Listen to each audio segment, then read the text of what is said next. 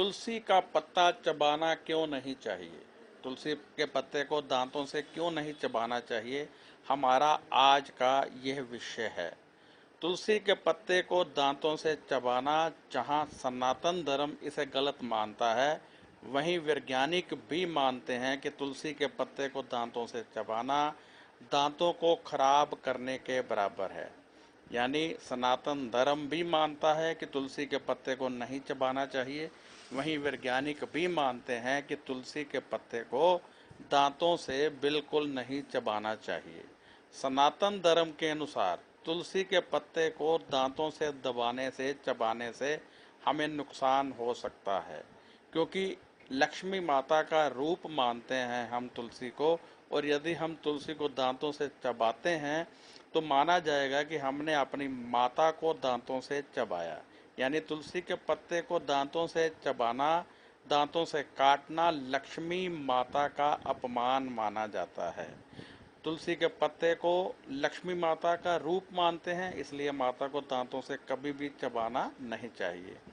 अब हम यदि वैज्ञानिक या आध्यात्मिक मत के साथ साथ वैज्ञानिक मत का भी यदि अवलोकन करें, तो वैज्ञानिक मानते हैं कि तुलसी के पत्ते में पारा होता है, और जब हम तुलसी के पत्ते को दांतों से चबाते हैं तो पारा हमारे दांतों में लग सकता है, और यदि पारा दांतों में लग जाता है तो हमारे दांत खराब हो सकते हैं।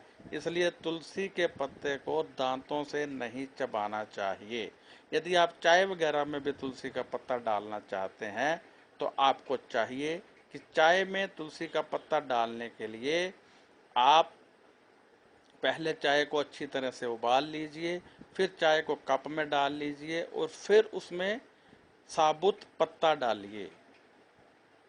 चाय उबल रही है, उसमें तुलसी का पत्ता नहीं डालना है, वह आपका नुकसान कर सकता है।